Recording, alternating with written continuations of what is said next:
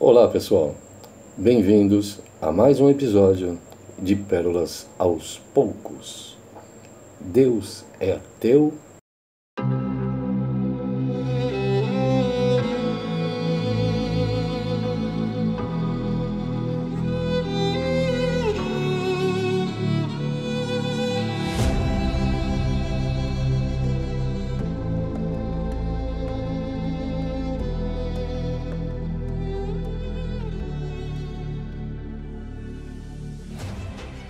Quando tratamos de gente, quando lidamos com os estímulos e com as razões que levam os seres humanos a agirem e a pensarem de determinada maneira, é fundamental que se leve em conta o indivíduo, que analisemos o macro no micro. Todas as coisas crescem, elas se desenvolvem, brotam. O ser humano também, individualmente e coletivamente. O protestantismo, ele só veio à luz, ele só apareceu, ele só existiu porque o catolicismo permitiu. O catolicismo foi uma espécie de cristianismo genérico.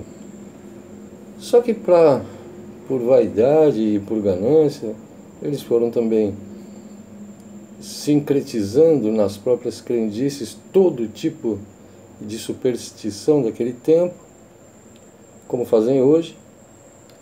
Incorporaram o Natal, que 25 de dezembro não tinha nada a ver com o nascimento de Cristo, era a festa romana do Deus Sol, que acontecia no solstício de inverno lá na Europa, para acontentar os religiosos, né, os supersticiosos romanos, que acreditavam em tudo que é Deus que você possa imaginar. Acabou dando certo, né, entre aspas, para eles, para os chefes, essa corrupção. E eles foram finalmente absorvidos pelo Império Romano e tomaram, na verdade, o poder bélico, o poder intelectual, o poder religioso, dominaram tudo, porque conseguiram fazer o que no Brasil é chamado um acordo com o Centrão, né? Conseguiram absorver todas as crenças do Império Romano, onde quer que fosse. Então, na França tinha um tipo de superstição, eles se adequaram. Na Inglaterra, por exemplo, a Páscoa em inglês é Easter Day, mas Easter não tem nada a ver com Páscoa. Easter é o nome da deusa da fertilidade, que era adorada, na verdade uma bruxa da fertilidade, é adorada naquele tempo, né? Esse poder foi crescendo, crescendo, e a vaidade, a ganância, a maldade mesma foi dominando as pessoas por séculos, até que não aguentaram mais e começaram as rebeliões em toda a Europa, em todo o mundo, dominado pelo Império Católico, que era até muito mais cruel do que o Império Romano. Essas rebeliões chegaram ao seu ápice com a Grande Reforma Protestante, porque os padres católicos não admitiam, eles queriam continuar recebendo dízimos, recebendo as terras, tendo aquele poder imenso, graças à força mesmo, ao poder, o poder bélico, né? O poder do exército papal ele era muito mais potente do que os Estados Unidos hoje, por exemplo, em termos de domínio. Não havia uma região do mundo ocidental que tivesse a menor chance de competir com o exército romano, né, que foi herdado pelo exército papal. E começaram a ter problemas com os protestantes, que queriam liberdade. Assim como os judeus esperavam que Cristo os libertasse do jugo romano, os protestantes ambicionavam também libertarem-se do jugo terrível do catolicismo. Era facílimo discordar de tudo que a Igreja fazia, porque eles sempre fizeram, até hoje a Igreja Católica faz, exatamente o contrário do que Cristo manda. Então era fácil jogar por terra toda aquela luxúria, aquela algazarra, aquela corrupção católica. O grande problema do protestantismo, logo de cara, foi eles mesmos não terem entendido o que eles leram. Eles continuaram com medo da morte, continuaram com medo de um Deus cruel, de um Deus terrível, de um Deus burro, que ia fazer a própria criação com o único objetivo de fazê-las ficar assando e sofrendo pela eternidade. Tanto que não mudou nada. Os protestantes de hoje, é só você dar uma olhada, são o reflexo, a evolução dos mesmos de 1450, 1500. Criaram grupinhos que se fanatizaram, porque, claro que eles tinham razão em algumas situações bíblicas, lógico, né? Porque estava claro, né? Que estava escrito ali para a pessoa não adorar a imagem, para não ficar rezando, repetindo palavras que não adiantava.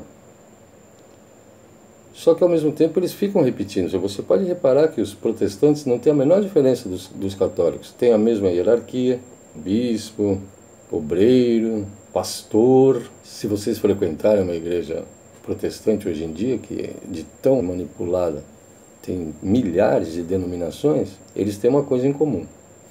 Eles nunca leem o livro de Mateus, capítulo 23, que é onde está escrito: não chame a ninguém de pastor, nem de guia, nem de mestre. Vocês são todos iguais. Eles não leem essa parte. Agora, a parte do dízimo, de pagar o dízimo, o tempo todo. Os próprios protestantes, eles não seguem os mandamentos de Cristo. Não vos preocupeis com o dia de amanhã, não peçam nada para o Pai, não precisa pedir, Ele sabe o que vocês precisam. Se vocês que são maus sabem dar coisas boas para o seu filho, imagina o Pai se não vai dar coisas boas para vocês. Não vos preocupeis com essa vida, pelo que haveis de comer, pelo que haveis de beber, pelo que haveis de vestir. Eles não seguem nada disso. Primeiro que eles ficam repetindo o tempo todo: em nome de Jesus, em nome de Jesus, em nome de Jesus, em nome de Jesus, em nome de Jesus. É uma repetição sem fim. Pegam em armas, vão para a guerra, servem ao exército, batem continência, entram na política. Isso não tem nada a ver com Cristo.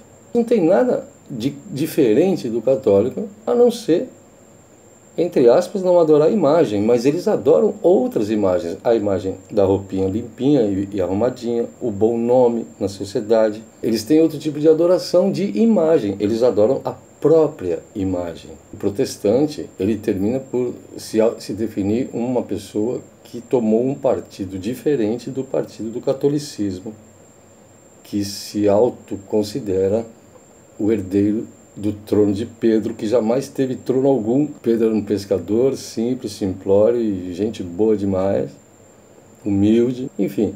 Ninguém segue o que está escrito nos evangelhos. Então eu vou encerrando por aqui, lembrando que o próximo episódio vai tratar com mais rigor o lado científico, geográfico, histórico do protestantismo até os dias atuais. Nossa, gente, tem pentecostais, tem os menonitas, tem os luteranos, os presbiterianos, os batistas, tudo, sabe para quê? Para ganhar dinheiro, para ganhar poder. Porque para seguir mesmo o que determina o Evangelho, ninguém faz. Eu não estou tomando partido religioso aqui, eu estou dizendo o contrato que eles assinam quando batizam-se. Eles falam: eu vou seguir o que está escrito aqui. Mas não segue. Está falando: não chame ninguém de pastor. A primeira coisa que eles fazem quando tem um conhecimentozinho é querer ser pastor da igreja. Está dizendo: não vos preocupeis com o que haveis de comer ou o que haveis de vestir. A primeira coisa que eles fazem é trocar a roupa que ele estava antes e começar a usar aquele terninho indefectível e se autoproclamarem crentes. Está escrito: não repitam as palavras quando falarem com Deus. Eles ficam repetindo, no nome de Jesus, Senhor, no nome de Jesus, Senhor, no nome de Jesus, o Senhor, o Senhor, o Senhor, o Senhor, o Senhor. Um mantra. Não tem nada de diferente do que Ave Maria cheia de graça, Senhor. Não tem nada. Envolvidos com a política, envolvidos com dinheiro, buscando milagres, buscando visões. Não tem? Os católicos buscam as visões em Fátima, em Lourdes, em Guadalupe, todo esse tipo de alucinações e de manipulações. Os crentes também. Eles ficam buscando milagres, ficam buscando profecias. Vai um culto dessas igrejas, que nem igreja mais são shopping centers, né?